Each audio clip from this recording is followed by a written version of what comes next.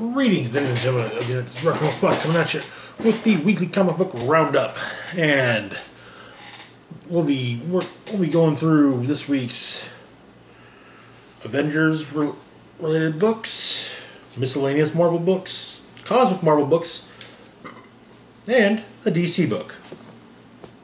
So let's get started with Savage Avengers number 4. So where we left off with Savage Avengers. Cool and Goth had managed to bring Wolverine, the Punisher, Elektra,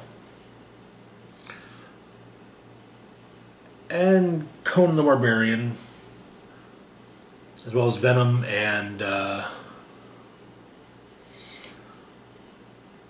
Dr. Voodoo together in the Savage Land. I mean, it's not like he intended to put together a team of Avengers. He intended to sacrifice most of them. Conan kind of just showed up. He was an unintended.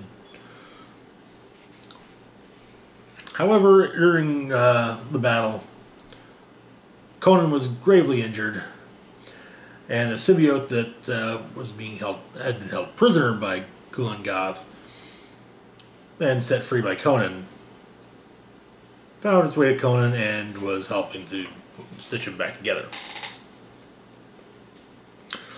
But the Marrow God, Joatun Lao, was awakened by all the blood spilled. And so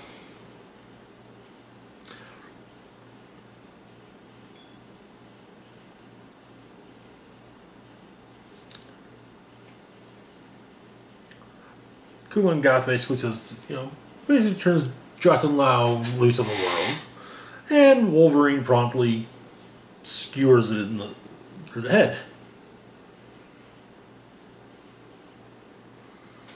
But it doesn't seem to really stop him much.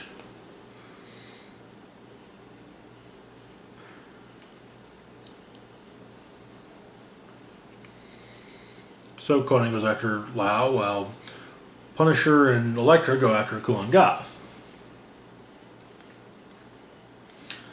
Though Conan saves Elektra from having her own scythe run through her again. And Goth makes Punisher relive the death of his family, and makes him question what his actions that day. And while this is going on, however, he's kind of just is that how it went down?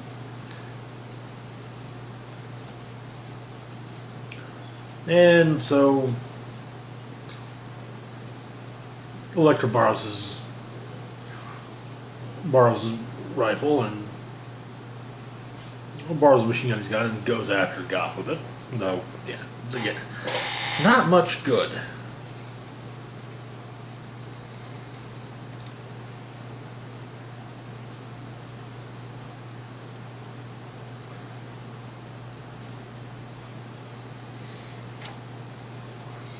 Then he seemingly brings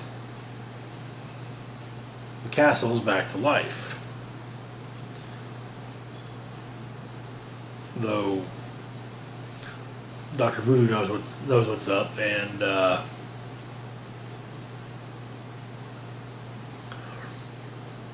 reveals them to be Zoltan Skinwalkers, and he sends them back to where they're supposed to, back where they go.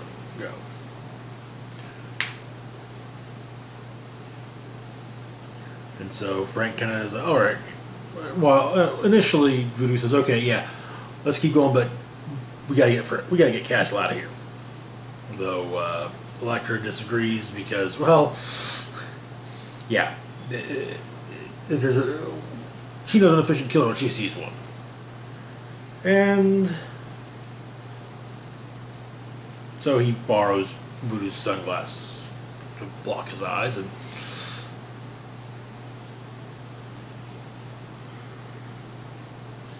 so they attack Jot Lao, and Venom shows up, looking like a dragon.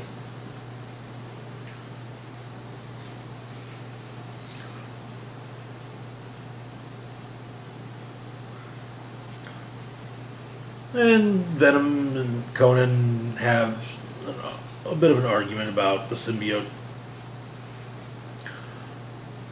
until Electro basically says, hey, look, everybody chill out. We're all on the same side. So Venom and Conan were the same race, just as the party. Big deal. It's time for all of us to come together and kill a god. And that's where the issue ends. Moving on to Champions, number 8. So where we left off with Champions. Okay, we got a few things here. Nova, Sam Alexander, was in space with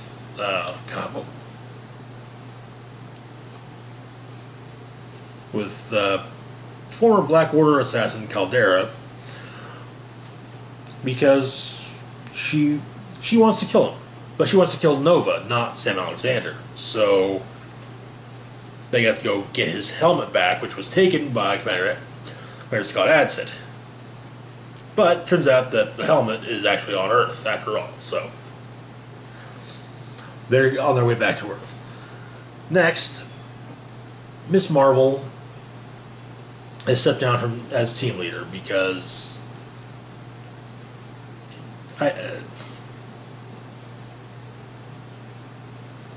she's not exactly reacting well to the fact that, technically speaking, she kind of sort of died, but then, through Miles Morales, and Spider-Man, and Brute Amadeus Cho making a deal with Mephisto, she's not dead. Neither her nor Viv Vision are dead. So she's been dealing with that quite a bit, and so she stepped down to take some, if anything, kind of a, hey, I'm taking some time off. And she named Viv Vision as leader in her stead. So we begin with Ironheart arriving at the Vision household. And it turns out that Viv has linked herself to various information networks, and is tracking 16 different situations while supervising a champion strike team.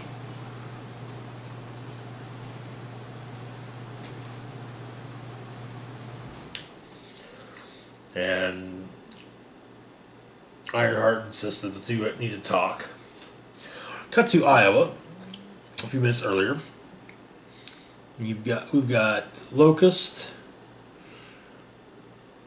Power Man, Snow Guard, and Dusk outside former SHIELD facility compound SK-70, which is now under control of the U.S. military, and a group of young villains, the Freelancers, have shown up to take things over. The Freelancers being the Pyrokinetic Hotness, the Crush, who has Earth Control, Might, with Super Space Resilience, and Panic, with mental illusions and emotional manipulation. And so they appear as a general and some soldiers and manage to get in, no problem.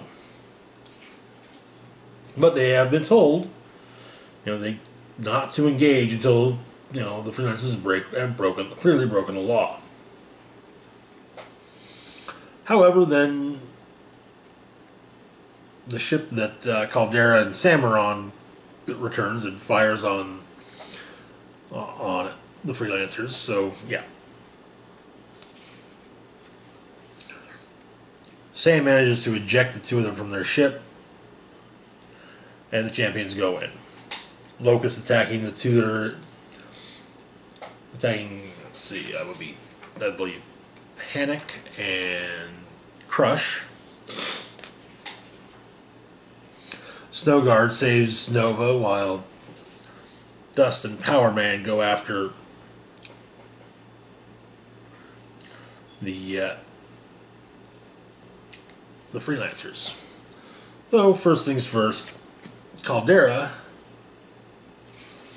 takes on Crush, though Crush is finished off by Power Man, and while they're... And, oh god, I can't remember Pyromanic's name.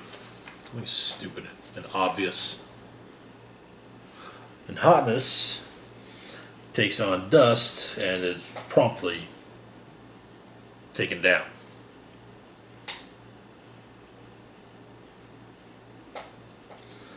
So Snowguard gets Sam into the compound where he finds his helmet, and he's about to take on Caldera's. It's like, okay, yeah, we're gonna do this, and Sam apologizes to her, and then arrests her. However, of course, Caldera is the whole, you think this is gonna hold me? But the Nova Corps arrives and like, yeah, we'll take it from here. The Nova Corps also tried to take the helmet, though Sam tells them they're not taking it this time. He further explains that they can't figure out how his particular helmet works, however it responds to him. So if they try to take it, and he also has it, if they try to take it, he'll kick their ass. So something of an understanding is reached.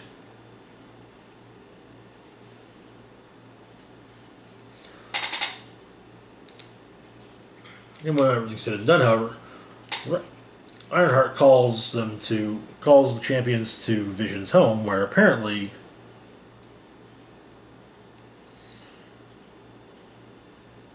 Viv is in danger and has seemingly been shot by Ironheart.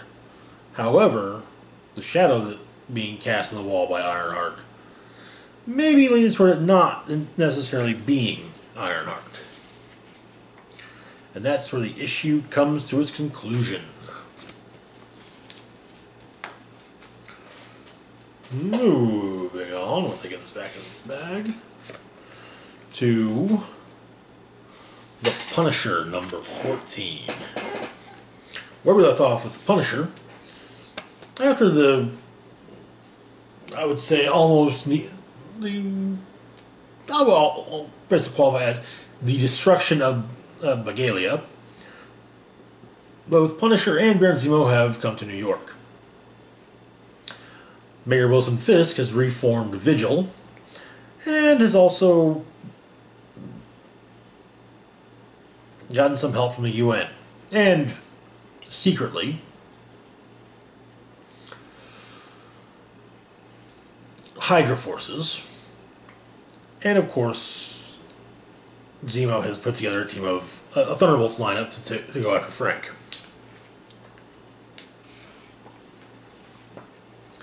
It's not going well. So Punisher meets up with Black Widow over breakfast. Black Widow explains that, hey, there's a lot of Hydra operatives amongst those UN soldiers, so they're going after you. Punisher tells her to, thanks for the files, and that's it. And also, tell her leave a good tip for whoever's taking care of the table. The UN soldiers start harassing an old ally of Punisher's, and he shows up, but Punisher shows up and has already set their car on fire, and it turns out that these Hydra operatives are the dumbest dumb soldiers ever, because they're wearing their Hydra outfits underneath their UN outfits. Real smart, guys. Morons.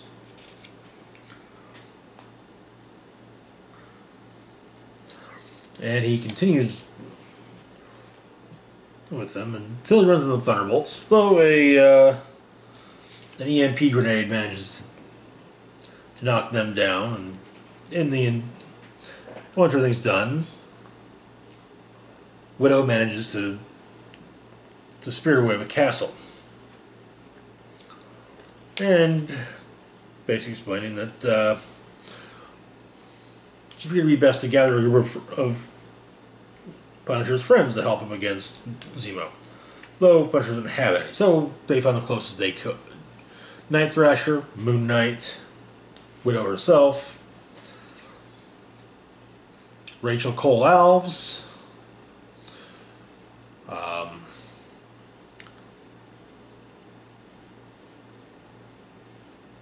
and Punisher goes recruited another at the Fadeaway Pub in New York. That last member being none other than Danny Ketch, Ghost Rider. And it takes a little bit of convincing, but the Rider comes out, makes work of some Hydra goons, and yeah. Punisher and his team are together, and yeah. Now, I'm going to run things back a bit because I have to bring this up. It's a great moment in the when Moon Knight and Punisher run into each other. Punisher asks if Moon Knight's still crazy, and Moon Knight says, a little bit. You still murdering people? A little bit. How's your imaginary god? He's good. How's your dead family?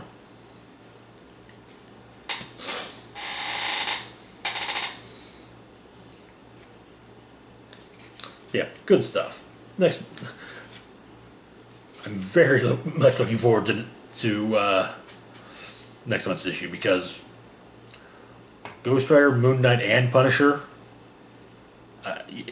That's all you had to say. Hell, Punisher just one of those with just one of Ghost Rider and Moon Knight. Like, okay, can this be a regular thing? And that is it for the issue. Anyways, moving on to Old Man Quill, number 8. Where we left off with Old Man Quill, Peter and the Guardians made it to the Baxter Building, but they were having trouble getting to the Ultimate Nullifier, mainly because of all the Moloids. However, the Shi'ar Imperial Guard arrived, and a terrible truth was discovered. Guardians are dead, except for Star-Lord. And so this issue, well, just what happened to the Guardians. We began 3 months ago on the new Sirius, which was the archive ship of the Church of Universal Truth. The Guardians break in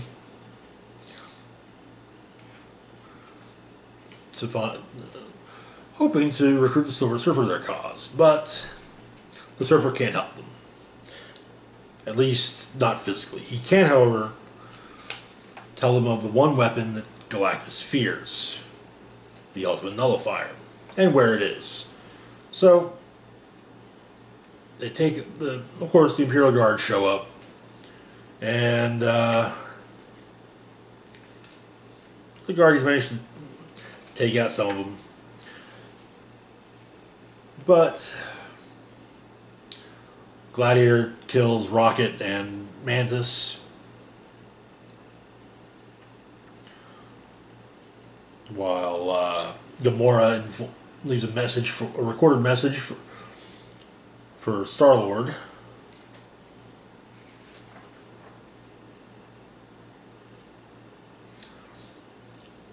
which was which he got and promptly drank out of his memory. Then back to the now, and at the ruins of the Baxter Building. Herbie manages to shut the door on the guard, and it clicks with Quill. He remembers everything that's happened in the series, and realizes that it was everything that it's all been him. It's all been him. Taking out the wrecking crew, in the pits, taking out the Madrox. Yeah, all him. So they make their way further down into the Baxter Building because Peter realizes he's going to need a much bigger weapon to take on the Imperial Guard, who make their way in, and further on through, actually, one looks down into the hole leading to the lab and gets his head blown off because Peter's now wearing a Hulkbuster armor. And that's where the issue ends.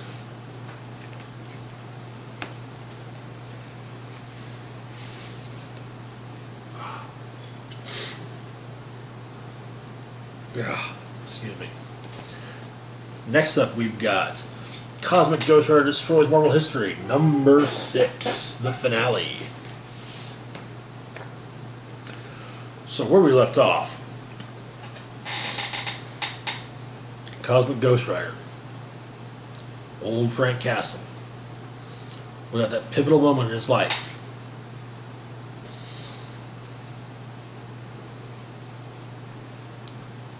He'd already killed 2 of the goons that were responsible for killing his family. He was about to kill the last one when Uatu showed up. And explained that because of all the bucking around in history he's done, he's extraordinarily important, and in fact it's necessary that he become the Punisher, and therefore it is necessary for his family to die there at that point.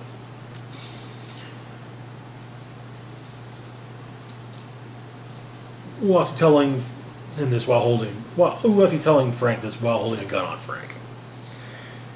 And we ended with a simple bang.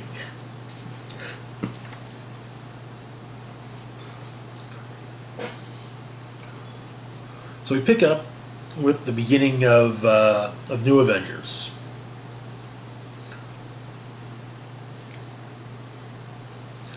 Matt Murdock, Foggy Nelson, and their bodyguard, and Murdock's bodyguard Luke Cage arrive at the raft.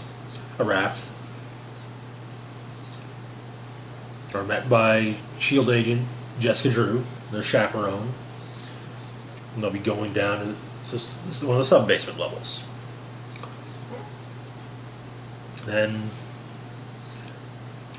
there's a sudden power outage after they arrive at the sub-basement level, turns out that it's a blast from Electro, which is witnessed by both Spider-Man and Canadian Spider-Man from earlier in the series. And well, yeah, Electro basically has freed a whole bunch of criminals. It turns out that the person that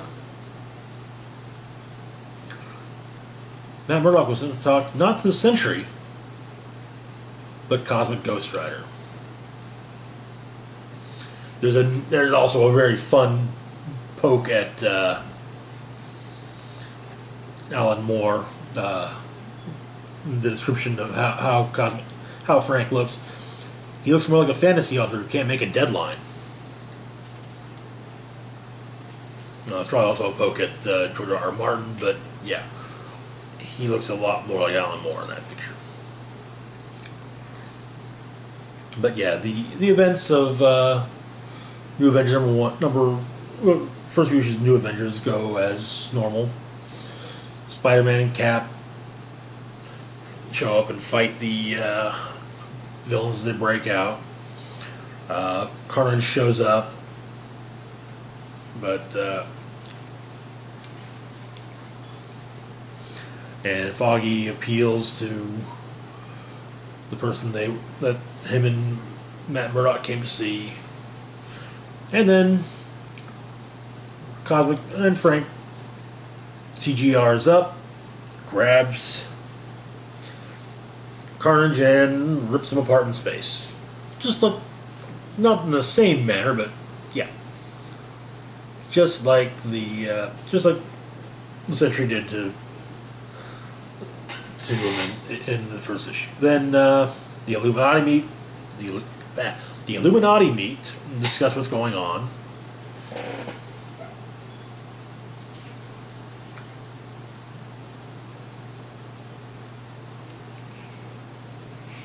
And it goes much the same way as the initial Illuminati story in Illuminati and Sentry story in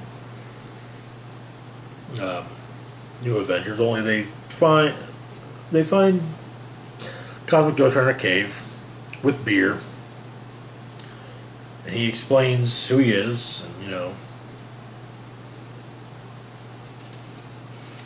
what happened, and how Uatu undid the deaths of the two goons that Frank had already killed, and made sure that Frank Castle became the Punisher.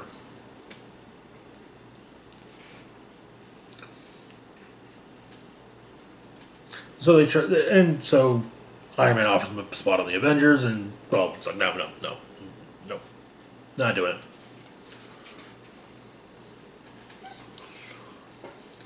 So we pick things back up during, on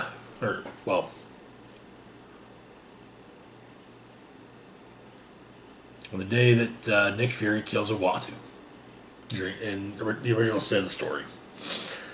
Nick and Cosmic Ghost have a chat, and then Frank and Uatu have a chat. Before Cosmic Ghost puts one through Uatu's head. And also tells Nick Fury to, hurry up because younger him's going to be hunting Fury down. And it turns out that all of this has been a story that Cosmic Ghost was telling Beta Ray Bill and Corsair before the reading of Thanos' will.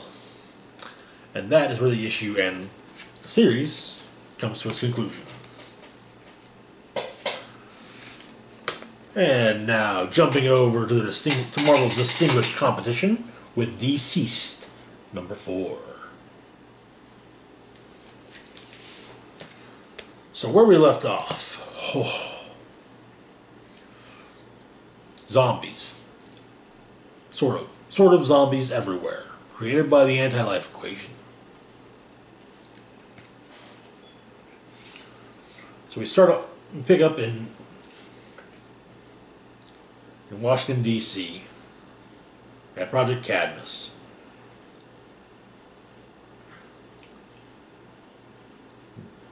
I can't tell who it is that Waller and Captain Atom have on the table, but apparently the Atom, Ray Palmer, is inside of them.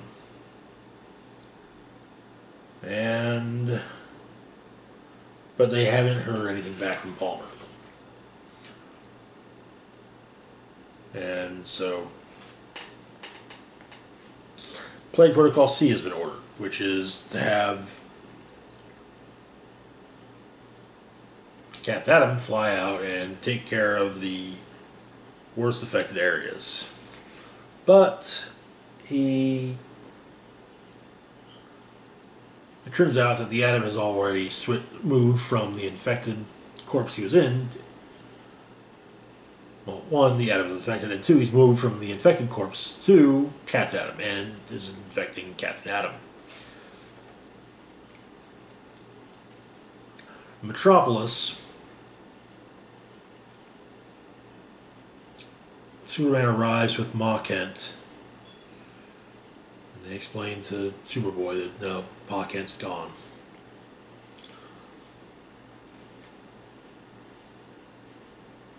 And we also find out just how it is that Superman's able to, not be exposed to what's going on. He's been using the X-ray vision the entire time since he figured out what was causing this.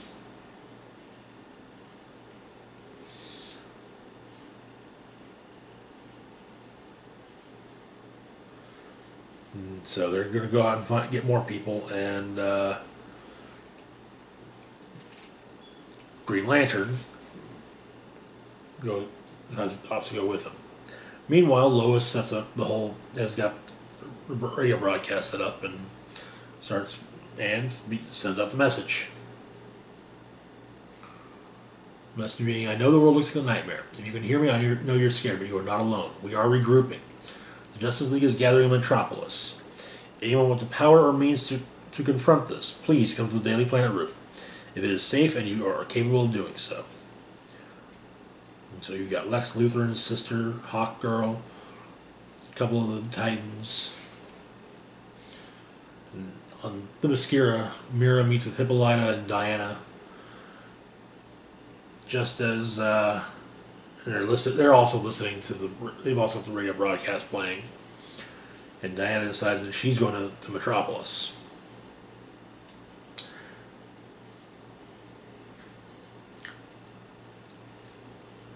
It's Superman and Green Lantern find the Flashes, and Batman told them what's going on, and so they're basically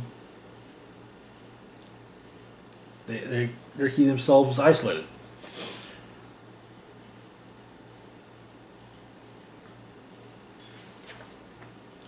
In Gotham, Harley is fighting off the birds of prey, and well, it's not going well.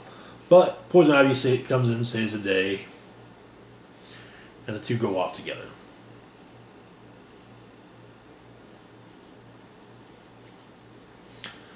Back in Metropolis, though, something's coming.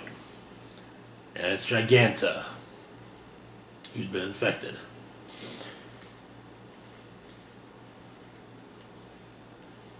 They're trying to do what they can to stop her, but it comes down to Superman. The Batwing even shows up and fires missiles at her. So she snaps off one of the wings, and however, Black Canary is able to grab the remnants of the plane while Superman punches Giganta in the face, and then prevents Wonder Woman from killing Giganta.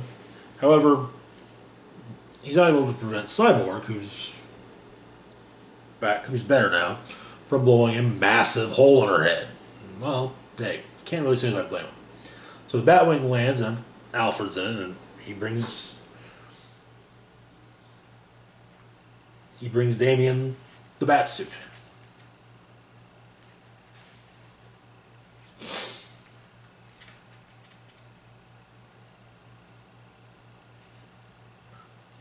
I mean, it turns out that as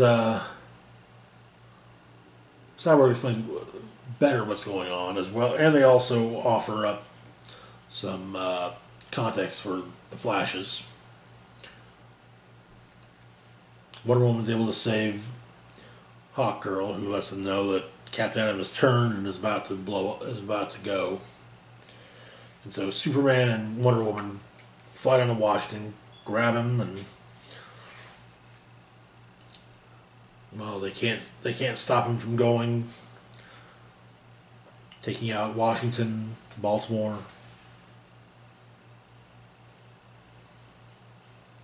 and well, seemingly Metropolis. And that's where the issue ends.